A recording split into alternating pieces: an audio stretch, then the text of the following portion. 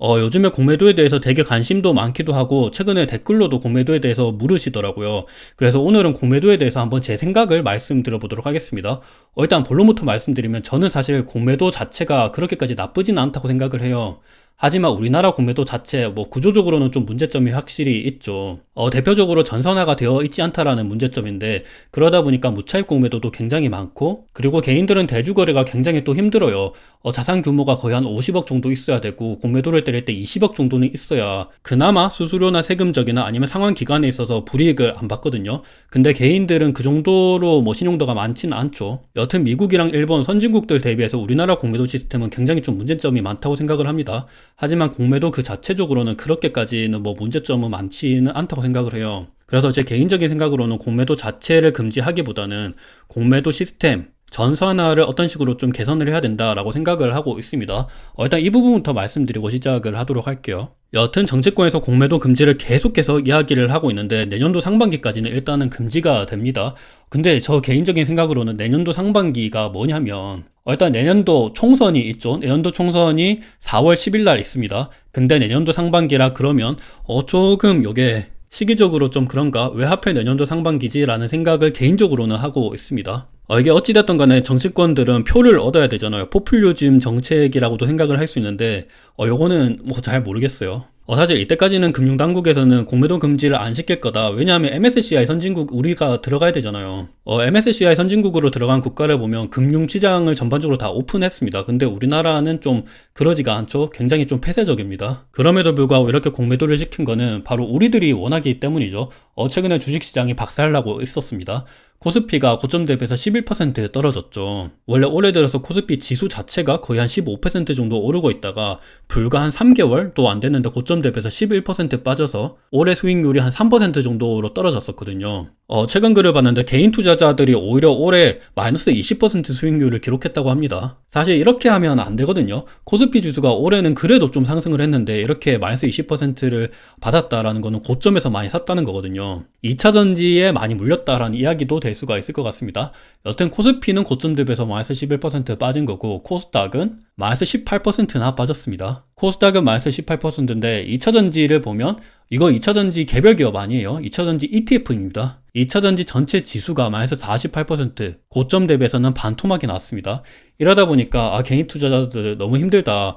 이거 다 공매도 때문이다. 2차전지 기업들 최근에 뭐 에코프로랑 에코프로비엠 주가가 고점 대비해서 60%, 70% 떨어진 거는 공매도 세력들 때문이다. 이런 여론이 빗발치고 있고, 또 내년에 총선이 있다 보니까 금융당국 입장에선 좀 부담감이 있었던 것 같아요.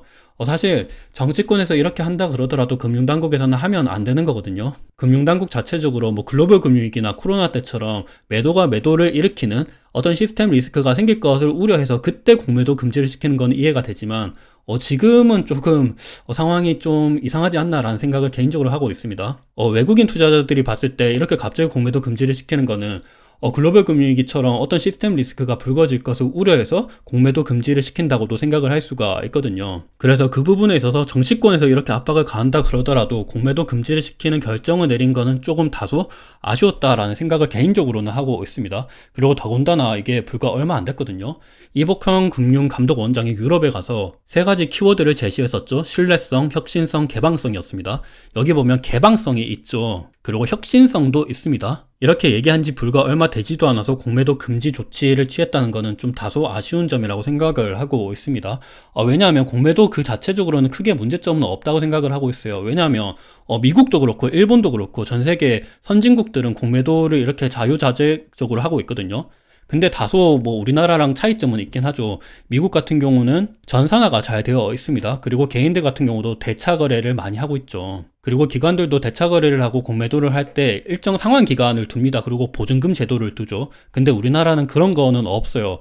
그래서 이런 쪽에서 좀 제도 개선을 하면 된다고 생각을 하는데, 그런 거는 하지 않고 무작정 공매도 금지를 때린다는 거는 개인적으로는 조금 다소 의아하다고 생각을 하고 있어요. 그리고 최근에 금융당국의 행보가 조금 다소 불만스러운 점은 이렇게 신뢰성, 혁신성, 개방성, 그리고 뭐 외국인 투자자들이 우리나라에 이렇게 투자를 해라는 식으로 얘기를 하고 있는데, 또 최근에 뭐 횡재세 이슈가 있었죠. 요것도 보면 정부, 여당, 정치권에서 이렇게 압박을 가하고 있습니다. 아니 자기네들 표를 얻겠다라는 뭐 그런 욕심은 알겠는데, 이렇게 계속해서 압박을 가하는 거는 개인적으로는 좀 아니라고 생각을 하고 있고, 이렇게 압박을 가한다 그러더라도 이렇게 해주는 것도 문제가 있다고 생각을 하고 있어요. 그래도 민주주의, 자본주의 시대에서 이렇게 갑자기 돈을 많이 번다고 횡재세를 거더라. 과연 이런 게 장기적으로 맞는 걸까라는 생각을 하고 있습니다. 과거 2007년도에서 2023년도까지 코스피 지수를 보면 이때까지 공매도 금지가 일어났었던 거는 3번 있었습니다. 2008년도 글로벌 금융위기 때 있었고요. 2011년도 유럽 재정위기 때 있었습니다. 그리고 2010년도 코로나 때 있었죠. 그리고 지금입니다.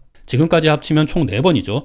이때까지 역대 공매도 금지가 일어났었던 때를 보면 2008년도 글로벌 금융위기, 이때는 경제 위기였습니다. 그러니까 당연히 공매도 금지가 됐어야 됐죠. 이때는 매도가 매도를 일으키고 연쇄적으로 어떤 기업이 파산을 하게 되면 뭐 금융권이나 건설업이나 뭐 전반적으로 시스템 리스크가 생길 수가 있어요. 이때는 당연히 공매도 금지를 해야 됩니다. 그리고 2011년도 이때 유럽 재정 위기도 마찬가지죠. 뭐 유럽의 피그스, 그리스 망한다, 스페인 망한다, 뭐 이런 이야기가 나타날 때 이때도 당연히 공매도 금지를 시켜야 됩니다. 어떤 기업이 파산을 하고 그 기업이 파산을 하면서 다른 산업적으로 연쇄적으로 어떤 영향을 일으킬 때 그때가 뭐 더 크게 리스크가 생길 수가 있거든요. 당연히 그때는 공매도 금지를 시켜야 됩니다. 2020년도 코로나 때도 마찬가지죠. 보시면 전반적으로 이때 장대 음봉이 생겼을 때 이때 공매도 금지가 일어났었습니다. 근데 지금 같은 경우는 조금 다소 아쉬워요. 진짜 실제로 경제 위기가 터진 것도 아직 아니잖아요. 지금은 오히려 경제가 너무 좋고 고용이 너무 좋은 상태에서 고금리를 그리고 장기간 오래 유지해야 된다라는 이야기가 나오고 있는데, 이 상태에서 공매도 금지를 시킨다? 과연 어떤 명분으로 이렇게 하는 건지는 저는 개인적으로 좀 궁금하기는 합니다. 이거보다는 전산화를 시킨다든지 어떤 구조적인 개선이 이루어진다라고 얘기하면 또 다를까, 공매도 그 자체를 금지시키는 거는 조금 이상한 것 같기는 해요. 그리고 사실 지금도 공매도가 전체적으로 되고 있지는 않았었거든요. 코스피 200, 코스닥 150 그 자체적으로만, 그 기업 내에서만 공매도가 가능했었습니다. 근데 갑자기 이렇게 전면적으로 공매도가 금지가 된다라는 거는 요게 과연 맞나라는 생각을 하고 있습니다. 왜냐하면 이때까지 최근에 SG 사태라든지 아니면 최근에 있었던 영풍제재 사태를 보더라도 알고 있죠. 공매도가 있었다면 과연 이런 사태가 있었을까라는 생각이 들죠. 대표적으로 SG 사태의 삼천리 기업의 주가입니다. 갑자기 2021년도 중반, 2022년도 이때부터 주가가 굉장히 갑자기 급등을 했었어요. 과연 이 기업에 대해서 공매도가 가능했었더라면 이 기업의 주가가 이렇게 올랐을까요? 공매도라는 거는 말 그대로 없는 주식을 매도하는 거잖아요. 원래 주식에 대한 매도 자체는 매수하고 난 다음에 매도가 이루어져야 되는데, 공매도라는 거는 매도부터 하고 매수가 이루어지는 거예요. 없는 주식을 먼저 매도하고 난 다음에 그 주가가 많이 떨어졌을 때 그거를 상환하면서 수익을 실현하는 거죠. 여기서 바로 공매도의 장점이 나타나는데 버블이 안 생길 수 있다는 점입니다. 왜냐하면 일단 매도를 하기 위해서는 매수를 하고 매도를 해야 되잖아요. 근데 매도하는 사람들의 입장에서 공매도가 불가능하다 그러면 매수하는 사람만 매도를 할 수 있습니다. 근데 매수하는 사람들 입장에서는 당연히 이 기업의 주가가 올라갈 것을 염두하고 매수를 하는 거잖아요. 보통 이 기업이 떨어질 것을 생각을 하고 매수하는 사람들은 잘 없습니다. 물론 있기는 하더라도 상대적으로 없죠. 그래서 상대적으로 매수 수요자들이 매도 수요자들보다 훨씬 더 많죠. 그러다 보니까 당연히 주가가 올라갈 수밖에 없습니다. 반면에 공매도가 있다 그러면 이 기업이 주가가 조금만 올라간다 그러더라도 기관 대 기관 싸움이 생길 수가 있잖아요. 어떤 기관이 매수를 해서 그 주가가 막 오르더라도 그 기업의 주가가 너무 고평가되어 있다라고 생각하는 기관들은 반대로 공매도를 칠 수가 있습니다. 만약 삼천리에 대해서 공매도가 가능했다 그러면 이 기업의 주가가 예를 들어서 22만 8천 원까지 이렇게 올라갔을 때 다른 기업들이 삼천리 너무 고평가인데 그러면서 공매도를 쳤으면 이 기업의 주가가 이렇게 52만 4천 원까지 안 갔을 수도 있습니다. 여튼 공매도가 있으면 허울뿐밖에 없는 기업들 같은 경우 버블 현상을 어느 정도 막을 수 있다는 장점이 있고, 그리고 두 번째로는 공매도가 있음으로써 유동성을 불러올 수가 있습니다. 말씀드렸다시피 공매도가 없다 그러면 이 기업의 주가가 오를 것을 생각을 하고 매수하는 주체밖에 없거든요, 보통은. 물론 이 기업의 주가가 너무 많이 올랐을 때 그때 이제 매도하는 세력이 생길 수가 있겠죠. 반면에 만약에 공매도가 있다 그러면 그 기업의 주가가 지금 너무 고평가되어 있다 그러면 그때 공매도를 칠 수 있는 세력도 있거든요. 그래서 매수할 수 있는 주체랑 매도할 수 있는 주체가 만나면서 이렇게 힘겨루기 하다 보면 유동성이 자연스럽게 생길 수가 있어요. 그래서 이런 장점도 있는데 과연 삼천리 기업에 대해서 그런 거를 기대할 수 있었을까라는 생각이 있죠. 보면 이렇게 거래량도 별로 없는 상태로 이렇게 주가가 계속 올라갔습니다. 물론 거래량이 조금 올라가긴 했는데 상대적으로 뭐 그렇게까지 많지는 않죠. 거래량이 이렇게 없는 채로 주가가 폭등하는 기업들 같은 경우는 좀 조심할 필요가 사실 있어요. 거래량이 없는 채로 주가가 올라가고 있다는 거는 파는 사람은 없는데 사는 사람만 있어서 이렇게 호가가 계속 올라가고 있다는 거잖아요. 그러다가 이렇게 갑자기 라드견 사태가 터지면서 장대 음봉을 맞고 거래량이 갑자기 이렇게 대폭 증가하는 모습을 볼 수 있었죠. 근데 만약에 공매도가 있다 그러면 이런 사태가 있었을까라는 개인적인 아쉬움이 있습니다. 그래서 삼천리 기업의 이렇게 공매도 잔고를 보면 공매도가 안 돼요. 지금도 안 됩니다, 사실. 근데 지금이야 뭐 라더견 사태가 터지고 이제 사람들이 알기 때문에 이렇게 삼천리 기업에 대해서 이렇게 안 들어가는 거죠. 근데 만약에 이렇게 라더견 사태가 안 터졌다 그러면 이게 폭탄 돌리기밖에 더 안 됐어요. 공매도가 없다 그러면 이런 사태는 계속해서 발생할 수밖에 없습니다. 그리고 삼천리뿐만이 아니라 대성홀딩스도 마찬가지죠.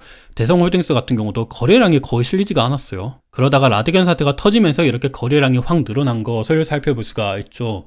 그리고 대성홀딩스의 공매도 잔고를 보더라도 지금도 공매도가 안 됩니다. 그리고 최근에 있었던 영풍제지 사태를 보더라도 영풍제지도 마찬가지예요. 영풍제지도 최근에 주가 급등이 일어났었을 때 이때 보면 거래량이 거의 없었습니다. 그러다가 갑자기 뭐 영풍제지 사태가 터지면서 거래량이 확 동반되고 장대 음봉이 생겼죠. 영풍제지도 마찬가지로 공매도가 있었다 그러면 이 기업의 주가도 이렇게 4,000원에서 54,200원까지 안 갔습니다. 요 중간에 영풍제지 너무 고평가인데 그러면서 공매도를 치는 세력이 있었다 그러면 이 기업에 절대 이렇게까지 주가가 못 오르죠. 그리고 이 기업의 공매도 잔고를 보더라도 지금도 공매도가 안 됩니다. 그래서 개인적으로는 진짜 위험한 주식들 같은 경우는 개인 투자자들 보호를 위해서라도 공매도는 있어야 된다고 생각을 합니다. 사실 이건 우리나라 기업들 뿐만이 아니에요. 예전에 엘론 회계 조작 사태를 보더라도 이 회계 조작 사태에 대해서 위험성을 가장 먼저 파악한 곳이 공매도 좀 헤지펀드 쪽이었거든요. 그리고 중국의 루이신 커피도 마찬가지죠. 그래서 그런 것들을 봤을 때는 진짜 부실하고 진짜 문제점이 많은 기업들을 우리가 거릴 수 있다라는 점은 굉장히 좀 공매도의 순기능이라고 생각을 합니다. 물론 공매도가 안 좋은 점도 많아요. 대표적으로 공매도 세력들 같은 경우가 정보의 비대칭성을 이용해서, 그리고 걔네들은 또 자본이 많죠. 그래서 허위 정보를 이렇게 퍼뜨리면서 주가 하락을 일으키는 그런 나쁜 놈들도 많습니다. 사실 이런 것들이 일어나면 절대 안 되는 건데, 차라리 불법 공매도를 하고 업팅룰을 위반하고 무차익 공매도를 하는 세력들한테 몇천억 정도의 과징금을 때리고 이런 식으로 제도 개선을 하면 될 것 같은데, 공매도 전체를 금지하는 거는 요거는 진짜 포퓰리즘 정책이 아닌가라는 개인적인 아쉬움이 있습니다. 그래서 사실 저도 우리나라 공매도 시스템이 굉장히 문제가 많다고 생각을 해요. 그래서 이 공매도 시스템 그 자체를 변화하면 되는데, 대표적으로 전산화를 시키면 되거든요. 전산화를 시키면 공매도 대차 거래, 그리고 공매도를 누가 했는지, 언제 했는지, 얼마나 했는지, 무차익 공매도는 했는지, 공매도 제한 규모보다 훨씬 더 많이 했는지, 이런 것들도 다 이렇게 기록이 되거든요. 이렇게 전산화를 하면 문제점이 없는데, 전산화를 못하는 건지 안 하는 건지, 그냥 금융당국이나 정치권이나 기관들이나 외국인들이 그 중간에서 누가 수익을 보는 건지 이걸 안 하고 있습니다. 사실 이걸 안 하고 있다는 거는 지금 우리나라 IT 산업이 굉장히 잘하잖아요. 우리나라 IT 강국입니다. 이걸 충분히 할 수 있다고 생각을 하거든요. 근데 그 중간에서 누군가가 뭔가 수익을 보고 있는 건지, 물론 이런 이야기도 많아요. 안 그래도 외국 자본이 우리나라에 안 들어오려고 하는데 그렇게 좀 깐깐하게 하면 더욱더 안 들어온다. 지금처럼 이메일로 받고 카톡으로 받고 전화로 받아가지고 그냥 수기 작성을 하고 이렇게 진행해야 된다라고 얘기를 하는데, 솔직히 지금 이게 맞나? 미국이랑 일본 같은 경우는 전산화 하거든요. 근데 우리나라는 그냥 이메일 받고 카톡 받고 문자 받고 전화 받아서 그냥 엑셀로 이렇게 누구누구가 이날 공매도를 했다, 그리고 대차를 신청했다, 이런 식으로 적어놓고 나중에 수기로 이렇게 따로 기입을 하는 형태로 진행하고 있거든요. 이러다 보니까 당연히 그 중간에서 문제점이 생길 수밖에 없죠. 글쎄요, 이게 잘 모르겠습니다. 공매도 금지 그 자체보다는 제도를 확실히 좀 개선해야 된다고 개인적으로 생각을 하고 있어요. 그리고 보면 무차익 공매도랑 차익 공매도가 있죠. 지금은 무차익 공매도가 안 된다라고 얘기를 하는데 그것도 솔직히 말이 안 되는 이야기입니다. 지금도 간혹 무차익 공매도가 계속 진행이 되고 있죠. 미국 같은 경우는 무차익 공매도가 됩니다. 근데 다만 특수한 상황에서 되기는 하죠. 근데 우리나라는 안 된다고 얘기를 하는데 무차익 공매도 많이 합니다. 왜냐하면 전산화가 안 되어 있기 때문에 무차익 공매도를 하더라도 이게 기록이 안 되거든요. 완전 구시대적인 수기 작성을 하는 시스템이기 때문에 무차익 공매도를 하더라도 모른다, 그냥 조작을 할 수 있다, 이렇게 보시면 좋을 것 같아요. 그래서 일단은 저는 개인적으로 공매도 그 자체를 금지하기보다는 무차익 공매도 금지시키고, 그리고 대차거래랑 대주거래도 있죠. 쉽게 말씀드리면 대차거래 같은 경우는 기관들이 주식을 빌리는 거, 그리고 대주거래는 개인이 증권사로부터 주식을 빌리는 겁니다. 물론 좀 세부적으로 이야기하면 조금 더 복잡해요. 근데 대표적으로 대차거래 같은 경우는 이자가 좀 쌉니다. 그리고 상환기간이 좀 길어요. 근데 대주거래는 그렇지가 않습니다. 이자도 비싸고 상환기간도 굉장히 짧아요. 그래서 근데 또 개인들은 대차 거래가 힘들죠, 우리나라에서는. 이거는 사실 개인이랑 기관 사이에 신용도 차이도 있고, 그리고 뭐 거래하는 규모에 있어서도 차이가 있기 때문에 차등을 둘 수밖에 없다고는 생각을 하는데, 그러더라도 일본이랑 미국 같은 경우는 개인들도 대차 거래를 많이 하거든요.